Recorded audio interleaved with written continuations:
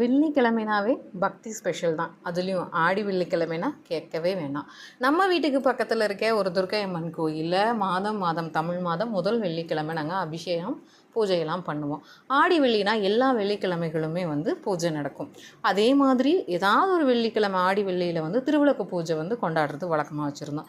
இந்த வருடம் எல்லாத்துக்கும் குங்கும அர்ச்சனை 108 போற்றி சொல்லணும்னு ரொம்ப ஆசையாக இருந்ததுனால இன்றைக்கி காலையில் நாங்கள் குங்கும அர்ச்சனை பூஜை பண்ணியிருந்தோம். அது உங்களோட லைவில் ஷேர் பண்ணலான்ட்டு இருந்தேன்.